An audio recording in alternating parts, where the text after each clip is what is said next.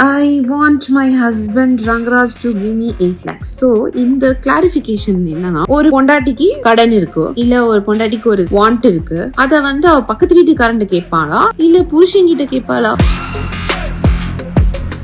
நிறைய பொய் சொல்லி இது பண்ணிருவாரு.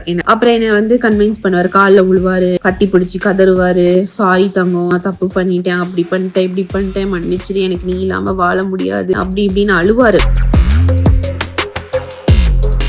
இங்க அவர் வந்து 2 பொண்ணுங்களையும் ஏமாத்திருக்காரு. ஒண்ணு உங்களை, ஒண்ணு என்ன. ஆனா இன்னைக்கு நீங்க வந்து I will stand with my husband, I will protect my husband போடுறீங்க. நீங்க வந்து ட்ரூத்துக்கு தானே ஸ்டாண்ட் பண்ணிருக்கணும். ஆச்சி அதிரசமா விடுங்க, கையில தட்டி சூடான எண்ணெயில பொரிச்சா அதிரசம் ready. Meriba paneer soda, I trust மெரிபா.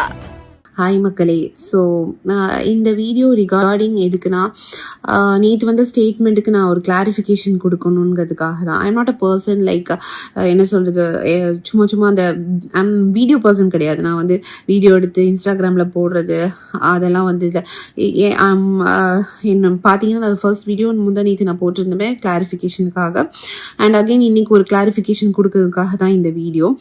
And நேற்று ஸ்டேட்மெண்ட் போட்டிருந்தாங்க, இந்த மாதிரி ஜாய் வந்து காசுக்காக பணத்திற்காக பிரிக்க நினைக்கிறார், சதி திட்டம், அது இது அப்படின்னு அது வந்து போட்டிருந்தாங்க. அண்ட் என்னோட அஃபர்மேஷன்ஸை வந்து எடுத்து போட்டிருந்தாங்க. இதுக்கு முன்னாடி நான் ஒரு தெளிவு என்னோட மெசேஜஸ் போட்டிருந்தாங்க, அதெல்லாம் கிளாரிஃபிகேஷன் கொடுக்குறேன். பட் அதுக்கு முன்னாடி ஒன்னு கேட்குறேன், ஏன் ஸ்ருதி பிரியா, நான் உங்களுக்கு எத்தனையோ வாட்டி உங்களை நான் வந்து ட்ரை பண்ணி ரீச் பண்றதுக்கு கால் பண்ணினேன், ஏதாவது ஒரு கால் நீங்க எடுத்து பேசியிருந்தீங்களா? நீங்க அன்னைக்கு பேசிருந்தீங்கன்னா இந்த மாதிரி ஒரு இஷ்யூஸ் வந்திருக்காதே. ஏன்னா நீங்க அன்னைக்கு நான் வந்து உங்ககிட்ட ஒரு சில கிளாரிஃபிகேஷனுக்காக நான் கால் பண்ணேன். அதுவும் எத்தனையோ வாட்டி கால் பண்ணேன், நீங்க என் கால்ஸ் எடுத்ததே கிடையாது. அண்ட் அதுக்கப்புறமா ஃபர்ஸ்ட் இந்த அஃபர்மேஷனுக்கு ஒரு கிளாரிஃபிகேஷன்ஸ் கொடுத்துறேன். ஸோ அஃபர்மேஷனை ஒரு பெரிய கொலை குத்தமா எடுத்துட்டு வந்து பாயிண்ட் நம்பர் 6 பாருங்க, பாயிண்ட் நம்பர் 7 பாருங்க, பாயிண்ட் நம்பர் 8 பாருங்க, பாயிண்ட் நம்பர் 9 பாருங்கன்னு போட்டீங்களே. ஃபர்ஸ்ட் ஆஃப் ஆல் மேனிஃபெஸ்டேஷன் பண்றது தப்பா? அது என்ன கொலை குத்தமா? எனக்கு ஆக்சுவலி ஒரு பர்சன் சொன்னாங்க, நீங்க யூனிவர்ஸ் கிட்ட ஒரு 30 days வந்து ஒன்னு கேட்டு நீங்க அதை ரைட் அப் பண்ணிட்டு வந்தீங்கன்னா அது வந்து உங்களுக்கு பாசிட்டிவா மாறும் அப்படின்னாங்க. ஸோ அதை நான் ஃபாலோ, அது இன்ஃபேக்ட் நான் 30 days கூட நான் ஃபாலோ பண்ணல. ஐ திங்க் இங்கேதான் அந்த நோட் புக் இருக்கு. ஸோ ஐ திங்க் 11 days நான் ஆக்சுவலி ஃபாலோவே பண்ணியிருக்கேன். Okay, well and good.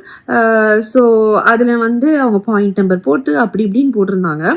I want my husband Rangaraj to give me 8 lakhs. So இந்த கிளாரிஃபிகேஷன் என்னன்னா, ஆப்வியஸ்லி ஒரு பொண்டாட்டிக்கு கடன் இருக்கு, இல்ல ஒரு பொண்டாட்டிக்கு ஒரு வாண்ட் இருக்கு, அத வந்து அவ பக்கத்து வீட்டுக்காரண்ட கேட்பாளா இல்ல புருஷன்கிட்ட கேட்பாளா?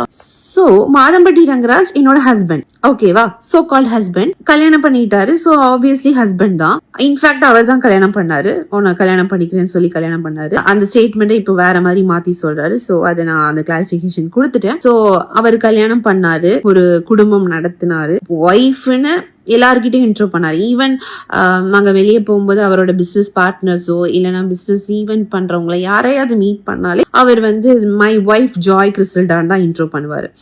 ஸோ அப்படி இருக்கும்போது என் ஹஸ்பண்ட் மாதம்பட்டி ரங்கராஜ் கிட்ட தானே நான் கேட்டேன் 8 lakhs. எனக்கு வந்து அந்த 8 lakhs எதுக்கு கேட்டேன்னு அவருக்கும் தெரியும், அது ஒருத்தவங்களுக்கு கொடுக்கணும். சோ வந்து அவர்கிட்ட நான் போய் கேட்கிறேன், எனக்கு இந்த 8 lakhs, ஏன்னா அதை வாங்க சொன்னதே அவர் தான், நீ வாங்கிக்கோ ரொட்டேஷன்ல அப்புறமா நம்ம கொடுத்துக்கலாம் அப்படின்னாரு. சோ அதனால நான் அதை வாங்கினேன். வாங்கிட்டு நான் ரொட்டேஷன்ல கொடுக்கணும், நீங்க சொன்னீங்களா தரேன்னு சொன்னீங்களா கொடுங்க அப்படின்னு கேட்கும்போது, பேசிக்கா நான் எப்படின்னா, நான் ரொம்ப இண்டிபெண்டன்ட் பர்சன். நான் யார்கிட்டயும் ஒரு எங்க வீட்லயும் சரி இல்ல நான் யார்கிட்டயுமே ஈவன் ஒரு 100 rupees எனக்கு வேணும்னாலும் ரொம்ப யோசிப்பேன், கேட்கலாமா வேண்டாமா. அது எங்க அம்மாவா இருக்கட்டும் அப்பாவா இருக்கட்டும், நான் வந்து ரொம்ப யோசிப்பேன், கேட்க மாட்டேன். ஏன்னா ரொம்ப காலேஜ் முடிச்ச உடனே நான் வந்து ஒர்க் பண்ண ஆரம்பிச்சிட்டேன். ஸோ ரொம்ப இண்டிபெண்டா என்னோட தேவைகள் நான் தான் வந்து பார்த்துப்பேன் அப்படிங்கிற மாதிரி நான் இருந்தேன். அப்படிதான் என்னோட கரியருமே வந்து க்ரோத் ஆச்சுது. ஸோ அப்படி இருக்கிற போது, நீ வேலைக்கே போக வேண்டாம், நீ என்ன மட்டும் பார்த்துக்கோ, எனக்கு நீ மட்டும் போதும் தங்கம் அப்படின்னு சொல்லிட்டு இது பண்ணவங்க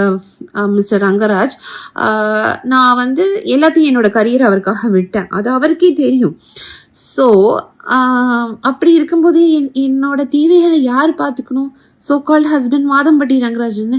அவர்கிட்ட கேட்டதுல என்ன தப்பு இருக்கு? ஆக்சுவலி இன்ஃபேக்ட் அவர் தான் அதை கொடுக்குறேன்னு சொன்னதே. அந்த கடனை உனக்கு நான் திருப்பி கொடுத்துறேன், அடைச்சிடுறேன். ஆபீஸ்ல இப்ப டைட்டா இருக்கு, ஆபீஸ்ல வந்து பினான்ஸ்ல கேட்க முடியல, டைட்டா இருக்குன்னு சொல்றாங்க, ஒரு 1 வீக் வெயிட் பண்ணி தாங்கன்னு. 1 வீக் ஆச்சு, திரும்பவும் போய் கேட்டேன், திரும்பவும் அவர் கொடுக்கல. எனக்கு நான் எப்படின்னா யூஸ்வலா போய் ஆட் பண்ணிட்டு இருக்க மாட்டேன், கேட்டுட்டு எனக்கு அது பிடிக்காது சுத்தமா. ஒரு வாட்டி கேட்பேன், பண்ணலையா அதை அப்படியே வச்சிருப்பேன். ஓகே என்ன பண்ணலாம் அப்படின்னு யோசிச்சுட்டு இருப்பேன். சோ அது என்னோட தேவையா இருந்து என் ஹஸ்பண்ட் கிட்ட கேட்டேன். கேட்டுட்டே இருக்கிறதுக்கும் எனக்கு பிடிக்கல, அதனால நான் எழுதினேன். ஓகே நம்ம யூனிவர்ஸ் கிட்ட சொல்லுவோம், என் ஹஸ்பண்ட் 8 lakhs கொடுக்க சொல்லும், அதுல என்ன தப்பு இருக்கு? என் ஹஸ்பண்ட் கிட்ட நான் கேட்டேன். And I want 10 lakhs now. Point number 10 பாருங்க மக்களே, 10 lakhs now வேணும்னு போட்டிருக்காங்க. பணம், திமிரு, ஆணவம். Okay I want 10 lakhs now தான் போட்டிருக்கேன். I want 10 lakhs now from Madhampatti Rangarajan போடவே இல்லையே. அண்ட் எல்லாத்தையும் நான் வந்து மென்ஷன் பண்ணிருக்குது, I want my husband Madhampatti Rangarajan நான் வந்து இது பண்ணிருக்கேன். என் ஹஸ்பண்ட் கிட்ட தானே நான் இது பண்றேன், உங்க யார்கிட்டயும் நான் வந்து கேட்கலையே. நான் பக்கத்து வீட்டுக்காரன்ட்டையும் இல்ல வேற யார்ட்டையும் போய் நான் கேட்கலையே. ஒரு ஒய்ஃபுக்கு தேவைன்னா அவ ஹஸ்பண்ட் கிட்ட தான் கேட்கணும். அண்ட் அவர் எப்படின்னா ரொம்ப பொசசிவ் என் மேல, பொசசிவ்னா எக்ஸ்ட்ரீம் பொசசிவ் என் மேல. அதனால அவருக்கு நான் சும்மா ஃப்ரெண்ட்ஸ் கிட்ட போய் ஏதாவது கேட்ட கூட, லைட்டா பேசினா கூட அவருக்கு பிடிக்காது, கோவம் வந்துடும். ஏன் எப்படி பண்ண, ஏன் இதை பண்ணுன அப்படின்னு. And he is not a person, என்ன சொல்றது, ஜென்ரலா நம்ம ஃப்ரெண்ட்ஸை வந்து ஹக் பண்ணி ஹாய் சொல்லுவோம்ல, அதெல்லாம் அவருக்கு பிடிக்காது, ரொம்ப பொசசிவ். ஸோ அதெல்லாமே நான் ஒரு காலகட்டத்தில் வந்து அவாய்ட் பண்ண ஆரம்பிச்சேன். ஓகே அவருக்கு பிடிக்கல, கோவம் வருது, பொசசிவ் ஆகுறாரு அப்படின்னு நிறைய விஷயங்கள். அது பொசசிவ்னால நான் அவருக்காக நான் என்னையே மாத்திக்கிட்டேன். எல்லாமே நான் வந்து ஐ want my husband Rangaraj to be happy with me always. இதுல எல்லாம் என்ன தப்பு இருக்குன்னு தெரியல, இட்ஸ் an affirmation. அதுக்கப்புறம் என்ன போட்டிருந்தாங்க, டிவோர்ஸ். ஆமா பாருங்க, என்னையும் அவரையும் பிரிக்கிறார்கள். Okay fine.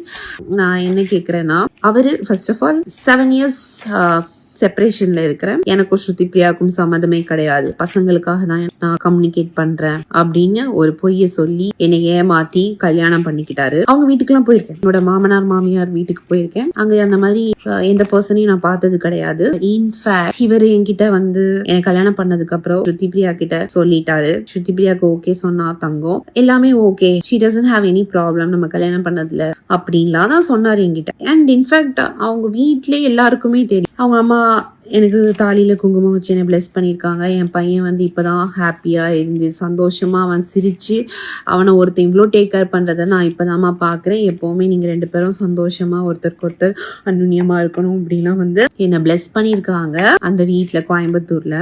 சோ இங்க யாரும் எதையும் மறைச்சிட்டு எதுவுமே பண்ணவே இல்லை. இன்ஃபேக்ட் ஃபேமிலி மெம்பர்ஸ்ன்னு சொல்ற எல்லாருக்குமே தெரியும் இவர் என்ன கல்யாணம் பண்ணிக்கிட்டாருங்கிறத. இன்னைக்கு வந்து எதுவுமே நடக்காத மாதிரி, எனக்கு தெரியாத மாதிரி வந்து பண்றது வந்து which is not good. நானே ஒரு சில டைம் எனக்கு கிளாரிஃபிகேஷனுக்காக நான் ஸ்ருதி பிரியாவுக்கு கால் பண்ணியிருக்கேங்க, நிறைய வாட்டி ட்ரை பண்ணியிருக்கேன், ரீச் பண்ணியிருக்கேன். ஃபில்ரிங் போகும், வாட்ஸ்அப் கால் பண்ணியிருக்கேன், நார்மல் கால் பண்ணியிருக்கேன், எடுத்ததில்லை. ஏன்னா மெயின் கால்ஸ் பண்ணும்போது எடுக்க மாட்டாங்க சம்டைம்ஸ் சில பேர். பட் வாட்ஸ்அப் கால் வந்து நமக்கு டிபி இருக்கும்ல, நேம்ஸ் இருக்கும், ஸோ அதனால தெரிஞ்ச ஃபேஸ்னால எடுப்பாங்கன்னு சொல்லிட்டு என்னோட டிபி வந்து ஒரு 2 years-ஆ நானும் ரங்கராஜோட போட்டோ தான் வச்சிருக்கேன். அதுவுமே வந்து அவர் ரொம்ப பொசசிவ். என்னை சுத்தி இருக்கிறவங்க எல்லாருக்கும் தெரியும், அந்த 2 வருஷமா என்னோட வாட்ஸ்அப் டிபில எங்க 2 பேர் போட்டோ தான் இருக்கும். என்னோட சிங்கிள் பிக்ச் இருந்ததாவே சரித்திரம் கிடையாது இந்த 2 வருஷத்துல. ஏன்னா ஒரே ஒரு வாட்டி சிங்கிள் பிக்சர் சும்மா ஃபியூ மினிட்ஸ் வச்சேன், திடீர்னு பார்த்தா அவர் ஃபேஸ், ரங்கராஜ் ஃபேஸ் ரொம்ப அப்செட்டா இருந்துச்சு, டல்லா இருந்தாரு, என்கிட்ட பேசவே இல்லை. என்ன ஆச்சு அப்படின்னு கேட்கும்போது ஒன்றும் இல்லை அப்படின்னு ரொம்ப கோவமா ஆன்சர் வந்தது. என்ன ஆச்சுன்னு திரும்ப நான் கேட்கும்போது சோகமா சொன்ன ஒரு பதில், இவ்வளோ நாள் நம்ம பிக்சர் தானே நீ வச்சிருக்க எப்பவுமே, திடீர்னு உன் பிக்சர் நீ வச்சோன்னா எனக்கு அது ரொம்ப ஹர்ட் ஆயிடுச்சுன்னு சொன்னார். அந்த செகண்ட்ல இருந்து இத்தனை வருஷமா அவர் போட்டோவும் என் போட்டோவும் இப்ப கூட ஸ்டில் நவ் என்னோட வாட்ஸ்அப் டிபி அவரும் நானும் இருக்கிறது தான். சோ அப்படிப்பட்ட ஒரு வாட்ஸ்அப் டிபி காலிங்னு தான் வரும். அப்ப ஏன் நீங்க போன் எடுக்கல? எனக்கு நிறைய கிளாரிபிகேஷனுக்காக நான் அடிக்கடி போன் பண்ணுவேன், பட் அவங்க ஸ்ருதி பிரியா போன் எடுத்ததே கிடையாது. Yes, I want my husband to give divorce. Yes, அது எதுக்கு நான் போட்டிருந்தேன்னா, ரீசெண்டா I think few months back நிறைய பொய் சொல்லி இது பண்ணிடுவார் என்ன, ஓகேவா? திடீர்னு நான் ஏதாவது கேட்கும்போது பொய் சொல்லி மாட்டிடுவாரு. அப்புறம் என்ன வந்து கன்வின்ஸ் பண்ணுவாரு, காலில் விழுவாரு, கட்டி பிடிச்சி கதறுவாரு, சாரி தங்கம் நான் தப்பு பண்ணிட்டேன், அப்படி பண்ணிட்டேன் இப்படி பண்ணிட்டேன், மன்னிச்சிரு, எனக்கு நீ இல்லாம வாழ முடியாது, அப்படி இப்படின்னு அழுவாரு. ஸோ எனக்கு அந்த உண்மைகள் தெரிய வரும்போது நான் கேக்குறேன், ஏன் இப்படி போய் சொன்னீங்க அப்படின்னு கேட்கும்போது அழுறாரு. காலில் விழுந்து இதே ரூம் இதான் காலில் விழுந்து அழுறாரு, மன்னிச்சிரு அப்படின்னு சொல்றாரு. சரி ஓகே. அப்ப கூட I tried calling her on ஸ்பாட்ல, she didn't pick my call. And then அவர் வந்து என்கிட்ட வந்து சொல்றாரு சாரி அப்படின்னு சொல்லிட்டு ஒரு எக்ஸ்பிளனேஷன் கொடுக்குறாரு. அந்த எக்ஸ்பிளனேஷன்ல என்கிட்ட வந்து சொல்றாரு 6 months டைம் கொடு, நான் வந்து ஸ்ருதி பிரியாவை டிவோர்ஸ் பண்ணிட்டு வந்துடுறேன் அப்படின்னாரு. நான் வந்து எதுவும் சரி ஓகேன்னு விட்டுட்டேன். சோ அவர் சொன்ன அந்த ஒரு வேர்டை வந்து இது பண்ணணும்னு சொல்லிட்டு நான் அந்த அஃப்ரிம்ல எழுதினேன். இது என் ஹஸ்பண்ட் ரங்கராஜ் சொன்னதை நான் எழுதினேன். அண்ட் அந்த மெசேஜஸ் கான்வர்சேஷன் வரும். அது வந்து எப்படின்னா, இவர் நிறைய பொய் சொல்லி மாட்டுவாருன்னு சொன்னல என்கிட்ட. சோ அந்த மாட்டுன ஒரு சிச்சுவேஷன்ல நான் கேட்கிறேன் அவர்கிட்ட. அவர் அதை வந்து என்ன கன்வின்ஸ் பண்றாரு, உனக்கு நம்பிக்கை இல்லைன்னா கால் பண்ணி பேசுறேன் அப்படின்னாரு. ஆனா என் நம்பர்ல இருந்து கால் பண்ண முடியாது. நான் ஏன்னு கேட்டேன். இல்ல ஸ்ருதி பிரியா என்ன பிளாக் பண்ணி வச்சிருக்கா அப்படின்னு. பட் உண்மைதான், ஸ்ருதி பிரியா அவர் நம்பரை பிளாக் பண்ணி தான் இருந்துச்சு. ஏன்னா என் முன்னாடி கால் பண்ணாரு, ஃபோன் பிளாக்ட், ஸோ ரீச் பண்ண முடியல. அப்ப என் நம்பர்ல இருந்து கால் பண்ணினாரு. நான் கால் பண்ணேன், எடுக்கல. அப்போ அவரு தான் சொல்றாரு, அந்த லிவிங் ரூம்ல உட்காந்து சொல்றாரு, இந்த மாதிரி மெசேஜ் போட சொன்னது, மெசேஜ் இது பண்ணி கொடுத்ததும் அவரு தான். வீட்டுல தான் இருந்தாரு, என் பக்கத்துல இருந்தாரு. ஓகேவா? So the so called husband Madhampatti Rangaraj தான் அதை வந்து பண்ண சொன்னதே. அதுக்கான அந்த வீட்டுல பக்கத்துல இருந்து எல்லாமே சொல்லி கொடுத்து பண்ண சொல்லிட்டு எனக்கு தெரியல. இங்க ஆக்சுவலி நீங்க வந்து I stand with my husband, I protect my husband போடுறீங்க. நீங்க இங்க அவர் வந்து 2 பொண்ணுங்களையும் ஏமாத்திருக்காரு, ஒண்ணு உங்களை ஒண்ணு என்ன. ஆனா இன்னைக்கு நீங்க வந்து I stand with my husband, I protect my husband போடுறீங்க.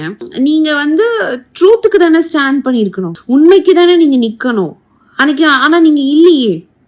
எத்தனையோ பெண்கள் இந்த ரீசன்ட் இஷ்யூஸ்ல என்னை வந்து ரீச் பண்றாங்க, ரங்கராஜ் வந்து இது பேட்டர்னா பண்ணிட்டு இருக்காரு, எங்களையும் இப்படி பண்ணிருக்காருன்னு அத்தனை பொண்ணுங்க வந்து மெசேஜ் பண்றாங்க. என்கிட்ட எவிடன்ஸ் இருக்குது, இது பேட்டர்னா பண்றாங்க, கோஸ்ட் அவுட் பண்றாரு.